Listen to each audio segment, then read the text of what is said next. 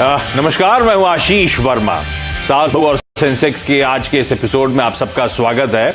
और आज आप लोग की तमाम क्वेरीज में मदद करने के लिए हमारे साथ होंगे ट्रेड बुल्स के सचिदानंद उत्तेकर। सचिन, स्वागत है सीएनबी सेवाज पर आपका।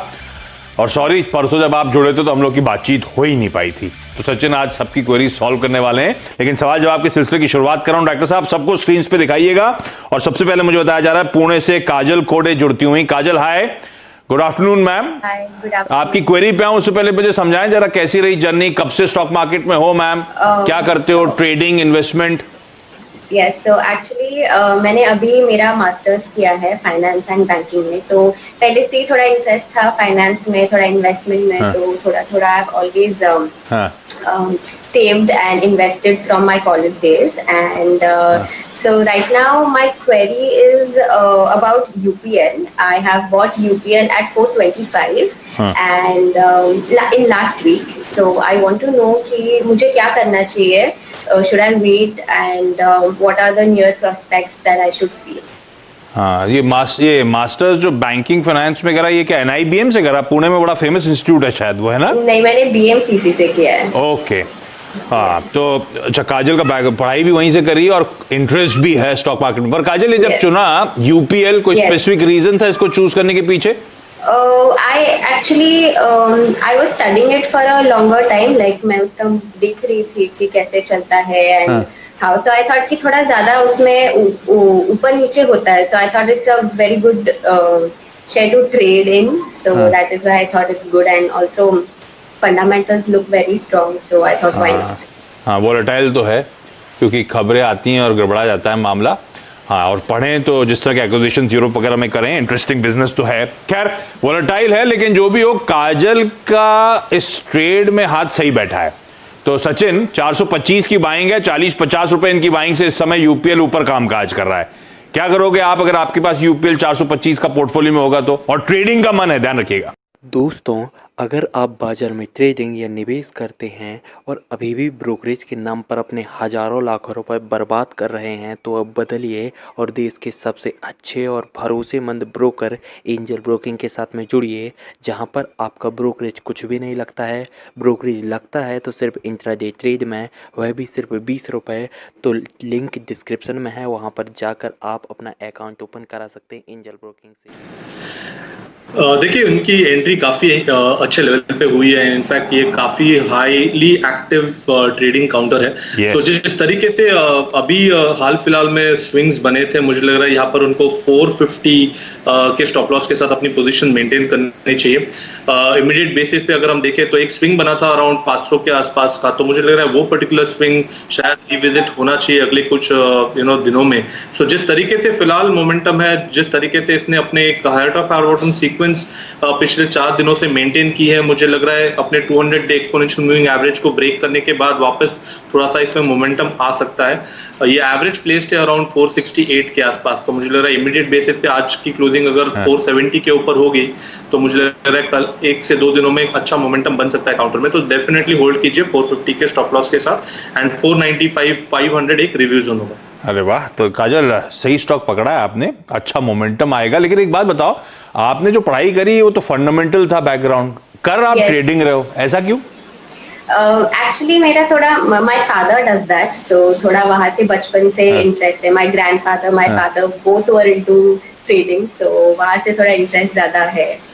अरे वाह, तो सब परिवार में ट्रेडिंग में है और इसीलिए ये UPL का कॉल फादर की तरफ से आया था क्या? हाँ, थोड़ा डिस्कशन करते हैं हम, but he always encourages me to find my own stocks and do research on them. चलिए, बढ़िया। तो UPL में 450 के स्टॉप के साथ काजल खड़े रहे आप। आज की क्लोजिंग इंपॉर्टेंट होगी जैसा सचिन कह रहे हैं। अच्छा, अब मैं क्विकली जा रहा हूं पुणे से, नहीं जा नहीं रहा हूं, आ रहा हूं पुणे से मुंबई आ रहा हूं। मुंबई से वंदना देसाई जी जुड़ती हुई। वंदना मैम, हाय, गुड आफ्टरनून। आप बताओ मैम, कब से आप स्टॉक मार्केट में हो? कई लोगों ने लॉकडाउन में शुरुआत करी स्टॉक मार्केट में ट्रेडिंग इन्वेस्टमेंट की, आपने भी ऐसा करा या पहले से थे? मैंने भी लॉकडाउन में ही शुरुआत की है। लॉकडाउन में लगा कि शेयर मार्केट अच्छा है एंट्री के लिए, इसलिए मैंने शुरुआत की। तो लॉकडाउन में ऐसा क्यों लगा, इससे पहले क्यों नहीं लगा था? इससे पहले नहीं, लॉकडाउन में टाइम मार्केट अच्छा था। और लॉकडाउन से प्रॉफिट भी अच्छा हुआ है, इसलिए अब अभी और एक्टिव हुई है। और ये जब शुरुआत हुई तो पहले से कोई इंटरेस्ट था स्टॉक मार्केट में? स्टॉक चुने तो कैसे चुने, किसी की मदद ली या आप पहले से करते थे किसी जमाने में और अब फिर से शुरुआत हुई, क्या हुआ मैम? नहीं, फर्स्ट टाइम ही किया था। हाँ। थोड़े से फ्रेंड्स जो स्टॉक मार्केट में थे उनको पूछ कर फिर इन्वेस्टमेंट की। अच्छा, तो अब तक आप कह रहे हो जर्नी अच्छी रही लॉकडाउन में, और लॉकडाउन में वैसे पैसा अगर बाय साइड पे करा है तो मेरे ख्याल से सबने अच्छा कमाया ही होगा। अच्छा, 2 क्वेरीज है शायद मैम आपकी। तो वंदना मैम, पहला स्टॉक कौन सा जिस पे सवाल पूछना है? समय रहा तो वापस आऊंगा। पहला स्टॉक है NIIT लिमिटेड। ओके, इसके 100 शेयर्स हैं एट 175। तो लॉन्ग टर्म के लिए रखना चाहिए, क्योंकि ये मैंने शॉर्ट टर्म के लिए लिया था। तो फिर ये पर्सपेक्टिव चेंज ही कर रहे हो आप, शॉर्ट टर्म के लिए लिया था तो लॉन्ग टर्म में तब्दील करने की कोई वजह नहीं? तो फिर लॉन्ग टर्म के लिए रखो या शॉर्ट टर्म? बिकॉज अभी तो फिलहाल लॉस में है वो। आपकी बाइंग NIIT लिमिटेड है ना, तो आपकी बाइंग क्या? हाँ, तो 175। हाँ, तो आपकी बाइंग से थोड़ा सा ऊपर ही है। हाँ। लेकिन ठीक है, एट पार ही कहूंगा मैं इसको। लेकिन सचिन, क्या करना चाहिए ट्रेडिंग के लिए? थोड़ा सा रख सकते हैं या लॉन्ग टर्म के लिए? चार्ट स्टडी करके आपको क्या लग रहा है NIIT लिमिटेड की? दोस्तों, अगर आप बाजार में ट्रेडिंग या निवेश करते हैं और अभी भी ब्रोकरेज के नाम पर अपने हजारों लाखों रुपए बर्बाद कर रहे हैं, तो अब बदलिए और देश के सबसे अच्छे और भरोसेमंद ब्रोकर एंजल ब्रोकिंग के साथ में जुड़िए, जहां पर आपका ब्रोकरेज कुछ भी नहीं लगता है। ब्रोकरेज लगता है तो सिर्फ इंट्राडे ट्रेड में, वह भी सिर्फ 20 रुपये।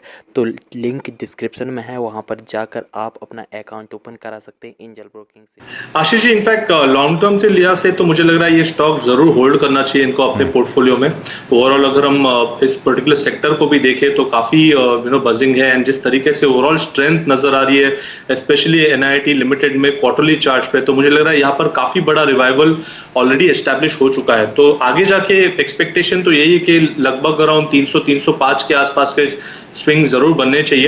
एंड स्ट्रक्चरली मुझे लग रहा है कि 140 अभी यहाँ से एक निर्णायक लेवल होगा। अगर 140 के नीचे वीकली बेसिस पे कभी क्लोजिंग हो जाती है तो ही ये पर्टिकुलर जो सेक्युलर बुल रन चालू हुई है इस पर्टिकुलर काउंटर में, वो कहीं जाकर डिस्टॉर्ट हो सकती है। तो मुझे लग रहा है यहाँ पर इनको सलाह तो होगी कि लॉन्ग टर्म के लिए से होल्ड करने के लिए एग्जिस्टिंग पोजीशन, अगर अपॉर्चुनिटीज मिल जाती है तो ऐड भी कर सकते हैं 140 के स्टॉप लॉस के साथ 300 के टारगेट के लिए। ओके, तो फर्दर ऐड भी किया जा सकता है। मैम, ठीक स्टॉक चुना है। यहां पे सचिन कह रहे हैं कि लॉन्ग टर्म के लिहाज से कोई घबराने वाली बात है नहीं, इवेंचुअली अच्छा मुनाफा शायद ये स्टॉक डिलीवर करके जाए। जा रहा हूं मैं अब छत्तीसगढ़ में कोरबा से हमारे साथ निवेदिता साहू जी जुड़ती हुई। निवेदिता मैम, हाय, गुड आफ्टरनून। कब से आपने शुरुआत करी और आपका पहला स्टॉक जिस पे क्वेरी है मैम बताएं। मैंने अभी सितंबर एंड से स्टार्ट किया है। हाँ। और मेरी क्वेरी है एक्सिस बैंक के रिगार्डिंग। ओके, तो एक्सिस बैंक ले रखा है या लेने का मन है मैम? नहीं, एक्चुअली मैंने 2 बार एक्सिस पे और ICICI पे ट्रेडिंग की थी, तो मुझे काफी प्रॉफिट हुआ था, इसलिए मैंने एक्सिस बैंक की दोबारा परचेस किया है। और मैंने 252 शेयर्स है मेरे पास एक्सिस बैंक के 623 के बाइंग प्राइस पे। तो मुझे इसे होल्ड करना चाहिए, कितने टाइम के लिए होल्ड करना चाहिए, ये पूछना था मुझे। हाँ, ये होता है कई बार किसी स्टॉक्स के साथ हाथ जम जाता है, तो इनका एक्सिस बैंक के साथ हाथ जम गया था सचिन और मुनाफा हो रहा था। इस समय थोड़ा सा मामला गड़बड़ा गया है। अब ये एक्सिस बैंक, इनकी शायद बाइंग है 623 की, डॉक्टर साहब स्क्रीन पे दिखाइएगा, और एक्सिस बैंक शायद 610। हाँ, तो थोड़ा इनकी बाइंग के आसपास ही है, पर ट्रेडिंग का मन है सचिन, क्या करना चाहिए? देखिए, डेफिनेटली जिस तरीके से इन्होंने विश्लेषण किया, आई थिंक ट्रेडिंग की पोजीशन है तो शॉर्ट टर्म के लिहाज से ही चार्ट देखने चाहिए। अगर डेली चार्ट देखें तो मुझे लग रहा है यहाँ पर एक काफी वेल डिफाइंड रेंज है 600 से लेके 650 के आसपास की। एंड जिस तरीके से इसके ऑप्शंस बाउंड्स है, मुझे लग रहा है 600 काफी इंपॉर्टेंट सपोर्ट होना चाहिए।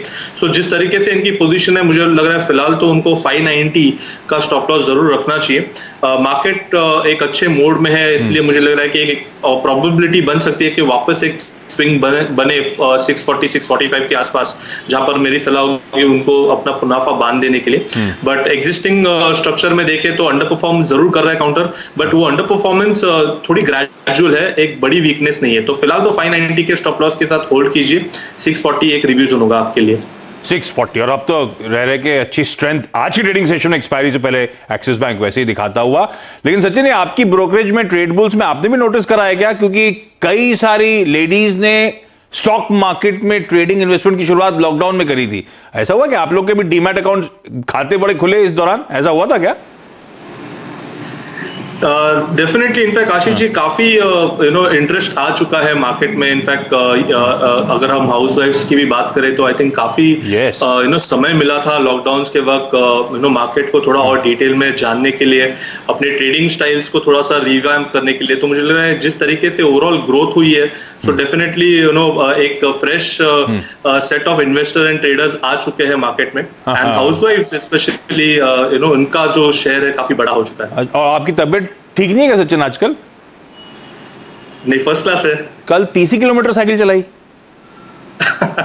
एक छोटा टारगेट पेंडिंग था, वो मैंने कंप्लीट कर दिया। ठीक है, चलिए सचिन आपका और साथ साथ निवेदिता, काजल, वंदना जी, आप सबका बहुत बहुत धन्यवाद आज वक्त निकालने के लिए, जुड़ने के लिए।